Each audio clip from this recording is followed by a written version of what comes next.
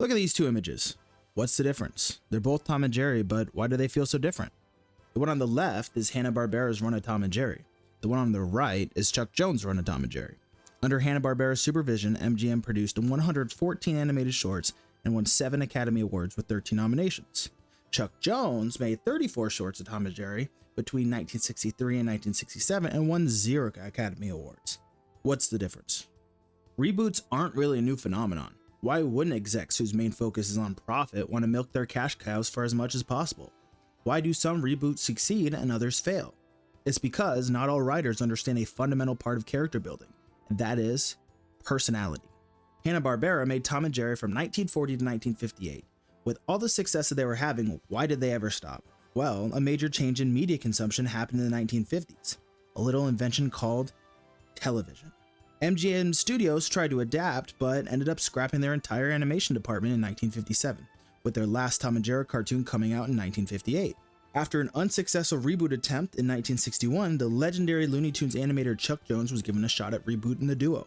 Chuck Jones is most known for writing, producing, and directing many Looney Tunes cartoons, including What's Opera Doc, Duck Amuck, Duck Dodgers, One Froggy Evening, Rabbit of Seville, Rabbit Seasoning, etc. The list is long.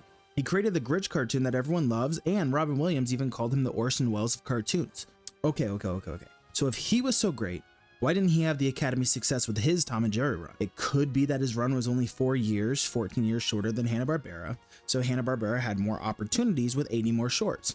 It could be, but I think it has a lot more to do with something else. Chuck Jones created the Wile E. Coyote and Roadrunner shorts with the intention to parody chase cartoons like Tom and Jerry. When Jones took the reins of Tom and Jerry almost 15 years later, his approach was fairly similar to his Roadrunner cartoons. Hanna-Barbera took a lot of inspiration from Tex Avery in their Tom and Jerry run. Tex Avery is known for his rapid pacing, violent, and surreal humor.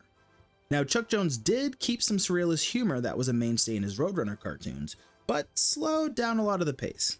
Just watching his first Tom and Jerry short, Penthouse Mouse, there are a lot of moments of waiting for the audience. Waiting for Jerry to unscrew the ball on the flagpole, waiting for Jerry to close all the parts of Tom's head, waiting for the lunch pail to fall on Tom. Though these are great moments of suspense, it's a major change of pace from Hanna-Barbera's rapid-fire gag after gag approach. Those cartoons very rarely had dull moments. Even watching the episodes that didn't win any Academy Awards, there is always action. Tom was chunking up the grass, lifting up the green. Jerry was replacing the ball with an egg, and even when the egg was soaring, it still turned into a bird in the air and the bird went flying. Something was always moving, and this has a lot to do with Tex Avery's influence. It's just gag after gag with absurd cause and effects. Now, what am I trying to say? That Chuck Jones's run with Tom and Jerry wasn't good? That no IP should ever be rebooted? To answer this, I want to take a huge jump here into the comic book world where there are new writers that give their own new takes on character. We had 2 Suicide Squad movies from 2 completely different directors within 5 years of each other, with one being held in a lot higher of regard. That one is by James Gunn. Look at the critics' consensus from Rotten Tomatoes, which, yeah, I know Rotten Tomatoes isn't the end-all be-all, but is still a good guide to overall feeling between the two. Suicide Squad 2016 had a 26% with an audience score of 58%. Suicide Squad 2021 had 90% with an audience score of 82%. And this is the part I want to look into. Enlivened by writer-director James Gunn's singularly skewed vision, the Suicide Squad marks a funny, fast-paced rebound that plays to the source material's violent, anarchic strengths. So what was the difference? To me, it comes from the end part of the consensus. James Gunn acted more in line with the source material. That's it. That's the difference. When creating with characters that have already seen success, their personality traits have already been highlighted. Homer Simpson can't just magically be smart, not without being zapped with a smart ray or force-fed smart pills. Imagine if The Simpsons started an episode where Homer was a genius and never explained why his IQ was suddenly insanely high. That would feel off to the viewer. Tom and Jerry under Hanna-Barbera is a fast-paced, overly violent, surrealist cartoon. Chuck Jones is a great director. Phenomenal. My career as a creator will probably never even rival a quarter of what he accomplished. But when he was given Tom and Jerry, he was given 2 options. Turn into something he is not, which is overly violent and fast-paced, or write the cartoons the only way he knows how, nuanced with comedy built into the plot. What's Opera Doc is hilarious because it is surreal and he knows how to play to the audience. He brought that to Tom and Jerry. Tom and Jerry, to its core, is a chase cartoon between a cat and a mouse playing off of an upbeat orchestral performance that paces the chase. Usually, Tom is chasing Jerry, he fails, and Jerry retaliates, and it's normally pretty violent. Chuck Jones checks these boxes and then adds his own personal twist. His Tom and Jerry run is great.